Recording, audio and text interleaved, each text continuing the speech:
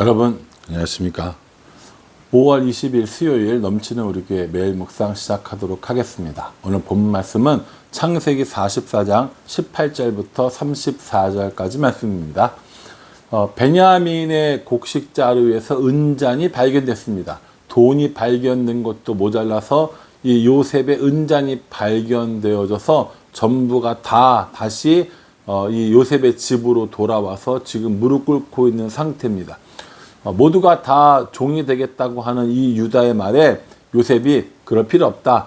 은잔이 나온 사람만 나의 종이 되고 너희는 다 돌아가라 라고 이렇게 이야기하고 있습니다.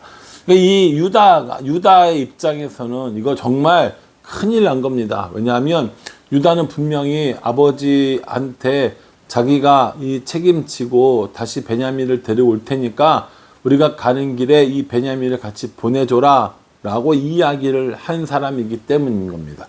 유다는 지금 자신의 책임을 면하기 위해서 급급한 것이 아니라 어떻게든지 이 문제를 해결해 보려고 하고 있습니다. 유다가 나서서 이제 이 요셉에게 하는 이야기들이 오늘 본문 말씀인 거죠. 유다가 뭐라고 이야기를 하냐면, 전에 처음 왔을 때 아버지께서 계시냐, 동생이 있느냐라고 물어보셨기 때문에 우리가 정말 그런 것들 다 말씀드렸는데, 그래서 동생을 들어와 보라고 하고 아버지는 안 보내겠다고 하고 이런 일들 때문에 많이 지금 여러 가지 일들이 있었고, 결국에 가뭄이 계속 되니까 어쩔 수 없이 동생을 데리고 왔는데, 지금 이 동생을 데리고 다시 돌아가지 않으면 정말 큰일 납니다. 우리 아버지의 생명까지 위험합니다 라고 이야기를 하고 있는 거죠. 몇 절에 나오냐면 30절에 아버지의 생명과 아이의 생명이 서로 하나로 묶여 있거늘 이제 내가 주의 종 우리 아버지에게 돌아갈 때에 아이가 우리와 함께 가지 아니하면, 이렇게 얘기합니다. 아버지의 생명과 아이의 생명이 서로 하나로 연결되어져 있어요. 묶여져 있어요. 그래서 이 아버지에게 이 아들을 데려가지 아니하면 아버지가 죽게 될 것이다 라고 이렇게 얘기합니다. 유다도 알고 있었다는 거예요. 이 아버지 야곱이 베냐민을 얼마나 사랑하는지 알고 있었다는 겁니다. 뿐만 아니라 자신이 데려오겠다고 이야기도 했습니다. 그러니까 유다는 어떻게 해서든지 베냐민을 돌려보내야겠다라는 생각을 하고 있는 거예요. 아버지를 위해서, 그리고 베냐민을 위해서 돌려보내야겠다라고 생각을 하고 있는 겁니다. 그런데 요셉이 굉장히 완강하잖아요. 이 은잠 나온 사람만 이렇게 내 그 집에 머물고 이제 노예가 되고 나머지 다 가라라고 얘기하니까 유다는 어떻게 해서든지 이 요셉의 마음을 돌이키고 싶었던 겁니다. 그 범죄한 사람, 그 은자를 훔쳐간 사람은 나무라고 하고, 베냐민이 그 사람인 거고, 나머지 사람은 안 된다고 하고 등등 얘기하니까 결국 유다가 결단을 내려요. 뭐라고 결정을 내리냐면 32절에 주의 종이 내 아버지에게 아이를 담보하기를 내가 이를 아버지께로 데리고 돌아오지 아니하면 영영이 아버지께 죄짐을 지리다 하였사오니, 분명히 얘기하는 거죠. 내가 이 아이를 반드시 데려오기로 하였사오니. 33절에 이제 주의 종으로 그 아이를 대신하여 머물러 있어 내 주의 종이 되게 하시고 그 아이는 그의 형제들과 함께 올려 보내소서라고 이렇게 이야기합니다. 뭐라고 얘기하는 겁니까? 대신한다라고 얘기합니다. 대신한다. 누굴 대신해요? 베냐민을 대신하는 거죠. 오늘 이 본문 말씀이 결국 나중에 이 유다의 자손이었던 예수님께서 온 인류의 죄를 대신 지시는 모습을 보여준다라고 하는, 그렇게 해석하는 분들도, 신학자들도 있습니다. 예, 저는 일견 타당하다고 생각합니다. 그러니까 지금 유다는 그냥 그 곡식까지 챙겨가지고 가나안 땅으로 올라가면 돼요. 아버지 집으로 올라가도 됩니다. 지금 이 상황적으로 볼 때 자신이 도의적으로 책임져야 될 부분이 있지만 법적으로나 혹은 요셉이 자기를 체포하거나 이런 게 아니란 말이에요. 얼마든지 갈 수 있는 그 사람, 그 자리에 있었지만 유다는 그렇게 하지 않았다라는 겁니다. 유다는 내 책임이라고 이야기합니다. 내가 범죄했다라고 이야기하고 정말 옛날에 이 동생 요셉에게 했던 그 죄악이 이제 우리에게 미친다고 이야기를 하면서 내가 대신 남을 테니까 이 베냐민을 보내줘라 라고 하는 모습을 보여주고 있습니다. 저는 두 가지 의미로 한번 이 말씀을 살펴보았는데요. 첫 번째는 아까 이야기한 것처럼 이제 이후에 유다의 자손에서 메시아가 나와서 우리의 죄를 대신 지시는 이 모습들을 미리 보여준다라는 생각을 해봤고요. 또 하나는 유다가 내가 책임지겠다고 이야기한 이 부분이 참 뭐랄까요, 본받고 싶은 그런 마음이라고 생각합니다. 좋은 일에 나서고 싶죠. 좋은 일에는 내가 먼저 나서서 내 이름을 알리고 또 내 얼굴을 보여주고 이렇게 하고 싶어요.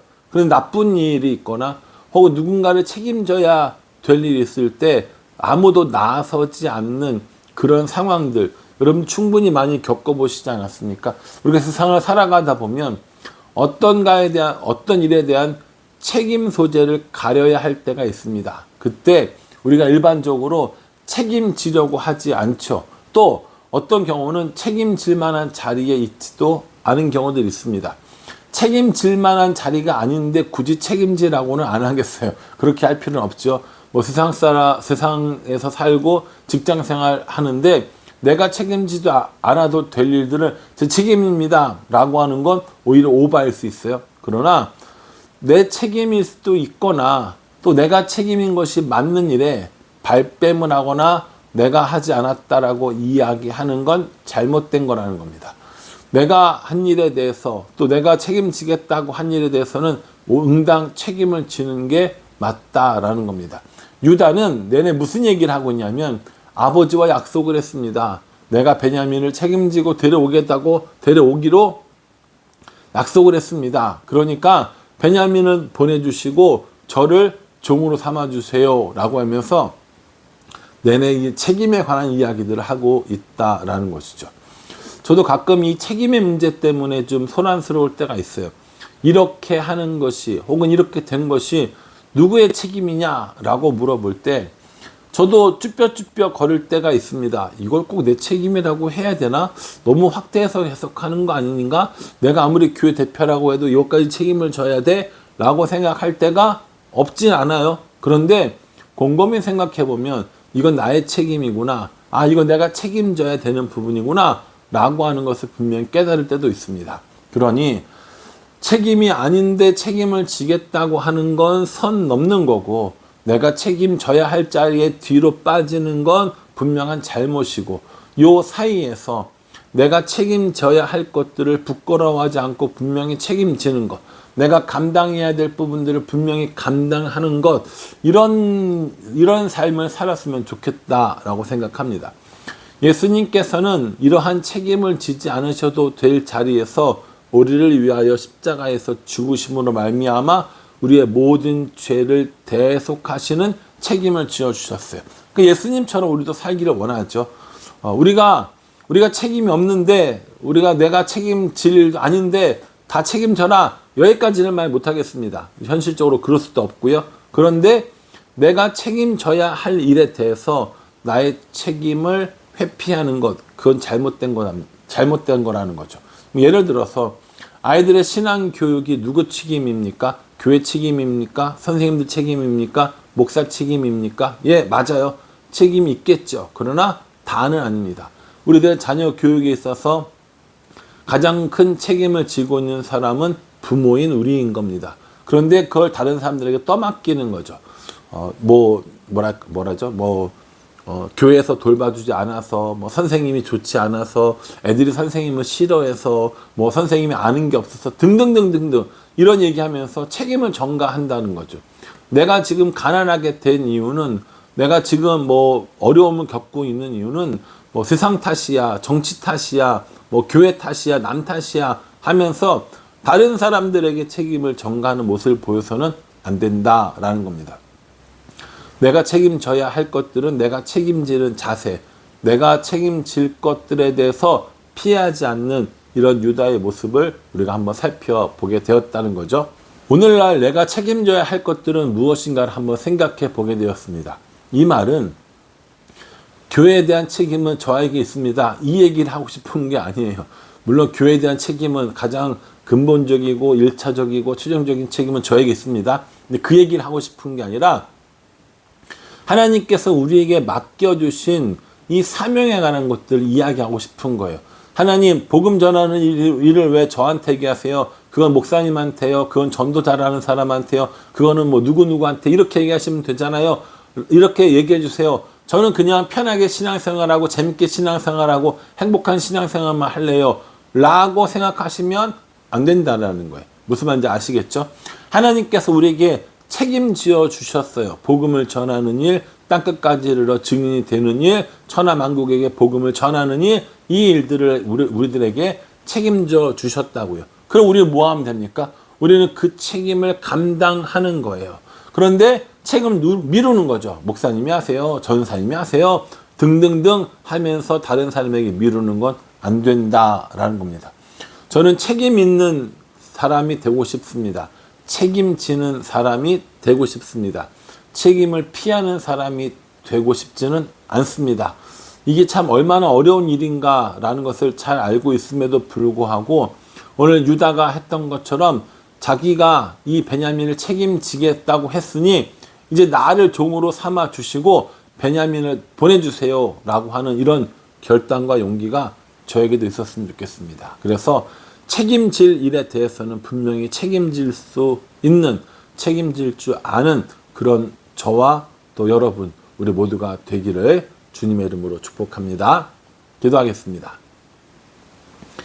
하나님, 유다가 베냐민을 책임지겠다고 약속했으니 베냐민의 잘못을 용서해 주시고 베냐민 대신 나를 종으로 삼아달라고 그렇게 간청하고 있습니다. 예전과는 참 다른 모습을 보여주고 있습니다.